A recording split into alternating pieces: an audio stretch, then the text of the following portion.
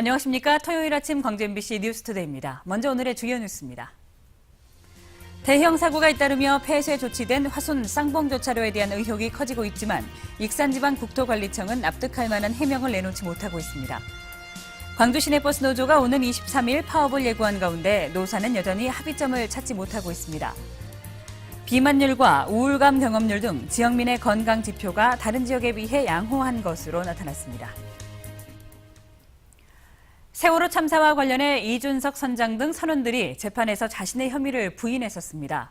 선사인 청해진 해운 대표의 재판도 광주에서 열렸는데 이들도 남의 탓만 되풀이했습니다. 송정근 기자가 보도합니다. 노란 수의를 입은 청해진 해운 김한식 대표가 법정으로 이동하고 있습니다. 지난주 이준석 선장 등 세월호 선원들 15명에 대한 재판이 시작된 데 이어 청해진 해운 임직원들에 대한 별도의 재판이 시작된 겁니다. 검찰은 세월호 참사는 무리한 증개축과 엉터리 화물 고박이 중요한 원인 중 하나라며 청해진 해운이 세월호 운항을 강행한 게 잘못됐다고 밝혔습니다.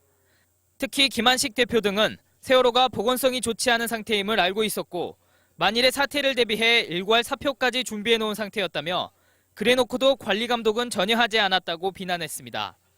이에 대해 피고인들은 증개축 등의 과실은 어느 정도 인정한다면서도 이것 때문에 세월호가 침몰했고 많은 희생자가 났는지는 따져봐야 할 문제라며 혐의를 부인했습니다.